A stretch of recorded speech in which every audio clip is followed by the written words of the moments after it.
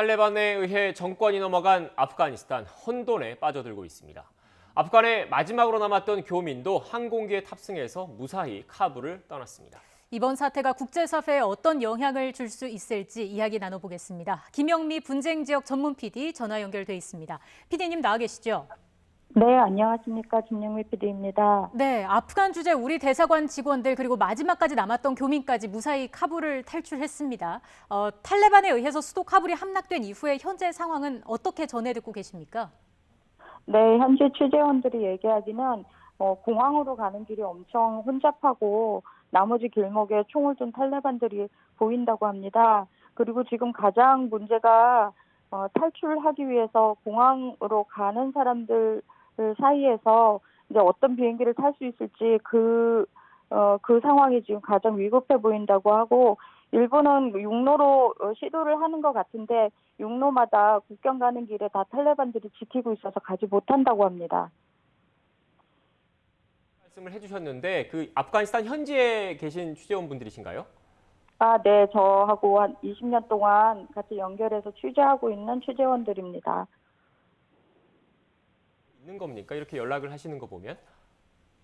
아직까지는 연락도 잘 되고 그리고 현재 그 탈레반도 사실은 미디어를 상대로 계속 발표를 하고 있기 때문에 네. 아프간 현지의 소식은 전 세계 지금 곳곳에서 속보로 지금 계속 전해지고 있습니다.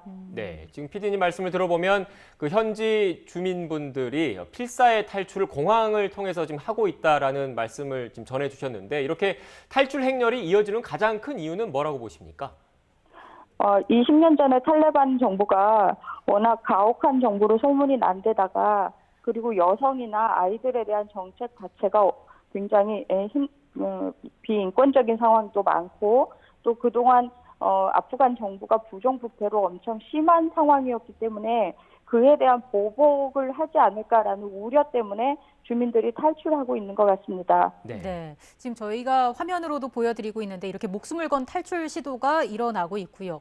지금 대통령을 비롯해서 주요 측근들이 모두 도피했다는 소식이 전해지지 않았습니까? 탈레반에게 정권이 아예 이양이 됐다고 볼 수 있는 겁니까?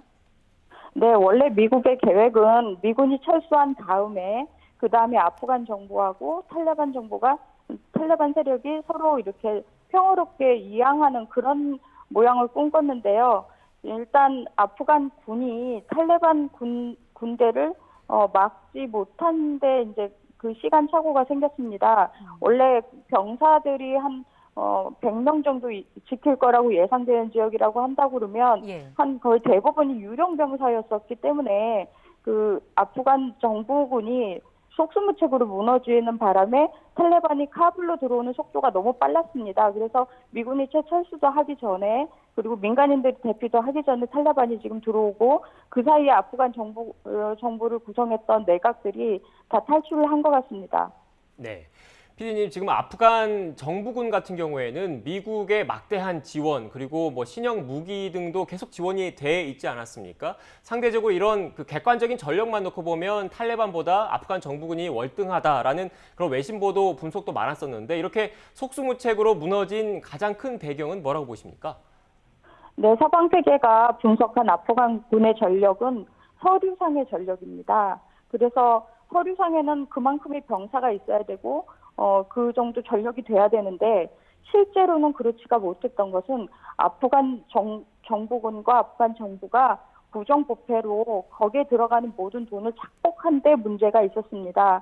그래서 그 부분들은 서방 세계가 미처 계산하지 못한 부분들이고요. 그러다 보니까 이 탈레반 같은 경우는 종교적인 신념도 강한 데다가 굉장히 조직화되어 있고 또 현재 지금 탈레반은 인터넷도 능숙하게 다루고 또 미디어전이나 선전전 여기에도 좀 능하기 때문에 이 계산들이 잘못되는 상황이 지금 벌어진 것 같습니다. 네.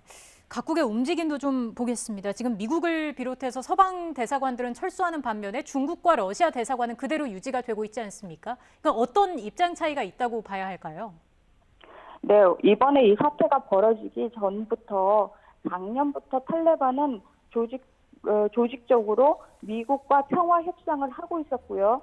또 얼마 전에는 이제 중국하고도 왕이 부장을 만난 만나서 서로 탈레반과의 앞으로의 계획을 논의하는 그런 일도 있었습니다. 그래서 러시아도 마찬가지로 물밑에서 카불 함락 전에 이미 관계 설정을 했을 거라고 예상이 됩니다. 네. 피디님, 그런데 지금 그래픽을 통해서 보신 것처럼 중국 대사관 같은 경우에는 카불 철수 계획이 없다, 이런 현재까지 이런 입장을 유지하고 있는데, 이 중국 같은 경우에는 아프가니스탄과 국경을 일부 맞대고 있고, 또 신장 위구르 지역 같은 경우에는 이슬람이 종교인데 이 분리 독립을 꾸준히 계속 지금 요구를 하고 있는 상황이지 않습니까? 그렇기 때문에 이 아프간 정부가 무너지고 탈레반 세력이 집권했을 경우에 긴장할 수밖에 없을 것이다, 이런 분석도 나오고 있는데, 여기에 대해서는 어떻게 생각하십니까?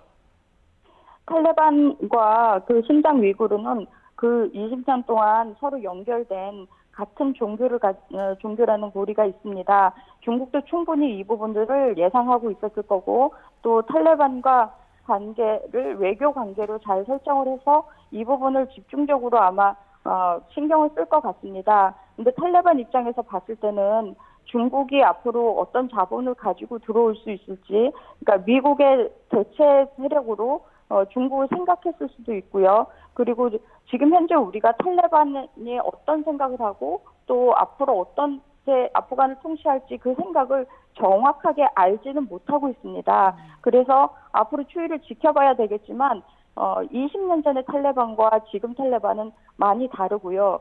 또 20년 동안 세대도 아프가니스탄은 교체가 됐다고 보여지는 부분들이 좀 있습니다. 그래서 향후에 탈레반이 국제사회에서 외교 관계를 어떻게 펼칠 수 있는지, 그게 가장 큰 변수라고 봅니다. 예.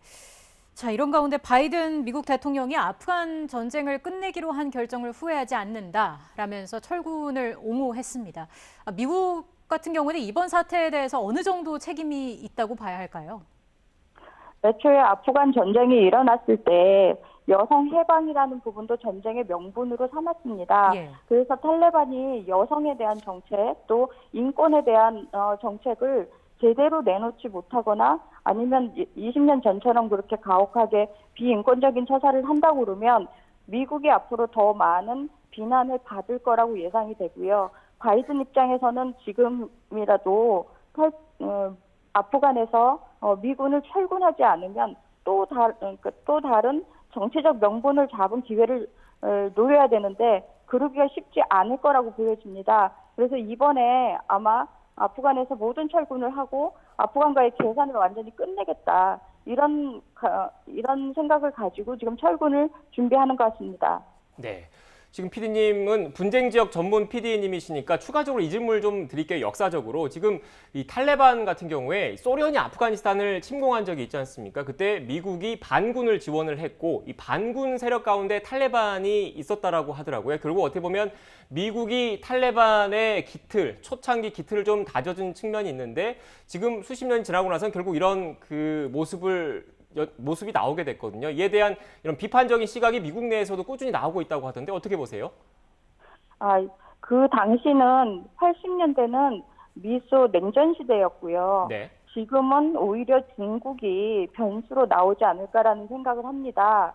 그래서 미국 입장에서는 앞으로 중국과의 관계를 가지고 이 부분도 외교전이라든지 그 다음에 이제 미래 그 아프간이라든지 이런 것들도 충분히 달라질 수 있다고 생각을 합니다. 그리고 탈레반 정부도 중국과 미리 그렇게 물밑 외교 협상을 한 거 보면 앞으로 중국을 이용해서 미국과 어떤 관계를 설정하기도 할 수 있다고 생각합니다. 과거 소련 시대하고는 지금 많이 다르고, 물론 미국이 지금 아프간에서 강대국의 무덤으로 해서 탈출을 하고 있지만, 그렇다 해도 앞으로 그 아프간에 대한 영향력이나 이런 거는 국제사회에서 충분히 영향력을 발휘할 수 있지 않을까라고 생각을 합니다. 네.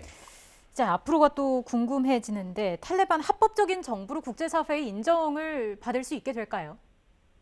이 부분이 가장 지금 예민한 부분인데요. 바로 얼마 전까지만 해도 탈레반은 테러리스트 그룹이었거든요. 근데 국제사회에서 외교적으로 급부상하게 됐을 때 그동안 탈레반과 싸웠던 연합군이 있었던 나라 동맹국들이 과연 탈레반을 같은 테이블 위에 올려놓고 외교 협상 주체로 볼 것인지 그것도 이제 추이를 지켜봐야 되는데 미국이 이미 작년부터 카타르에서 탈레반과 평화 협상 테이블을 열었기 때문에 다른 동맹국들도 그 추세를 따라가지 않을까라고 생각을 합니다. 네. 지금 일단 그 PD님 연장선상에서 질문을 드리면 지금 탈레반 그 정부에서 그 메시지를 낼 때 이전보다는 좀 더 개방적이고 포용적인 그런 취지의 메시지를 계속 내고 있거든요. 그게 이 연장선상에서 국제사회에서 그 이른바 유일한 합법 정부로서 인정을 받기 위한 포석이다 이렇게 해석을 해도 될까요?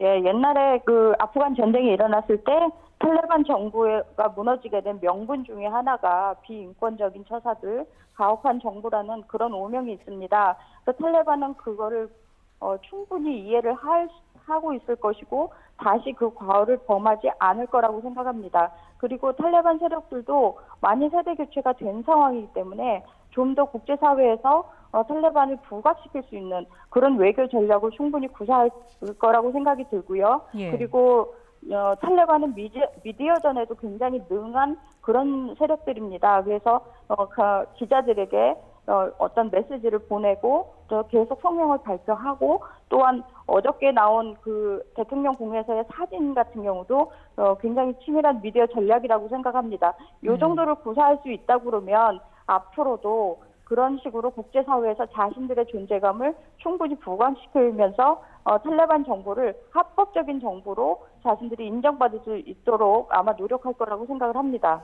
네, PD님 마지막으로요. 아프간 사태가 국제사회에 어떤 영향이 있을지 지켜봐야 할 것 같다라는 취지로 말씀을 앞서 해주셨는데 우리에겐 어떤 영향을 주게 될지도 궁금합니다. 전망을 좀 해보신다면요. 우리도 마찬가지로 탈레반 세력과 싸우는 그런 동맹국에 합류해서 파병을 했던 국가이고 또 아프간 사람들의 재건을 위해서 많은 원조금을 지원했던 나라입니다. 그래서 그런 부분들에 있어서 앞으로 현대사에 우리 한국과 아프간의 관계 이거에 대해서 관계 설정도 굉장히 중요하고요. 과연 우리 정부가 탈레반 정부가 만약에 국제사회에 제대로 정부로서 부각이 된다고 그러면 그들과 외교 관계를 어떻게 가져가야 될지 그것도 빨리 논의가 필요하다고 생각합니다. 당장은 급해서 대사관이 철수를 하지만 아프가니스탄이라는 국가와 한국과 외교 관계는 계속돼야 되고 거기도 국민이 있고 또 우리도 국민이 있고 서로 앞으로 미래를 어떻게 설정해야 될지 논의가 시급하다고 생각을 합니다. 네, 알겠습니다. 지금까지 김영미 분쟁 지역 전문 PD와 함께 아프간 현지 상황과 그리고 앞으로의 전망에 대해서 들어봤습니다. PD님 오늘 말씀 고맙습니다. 네, 감사합니다.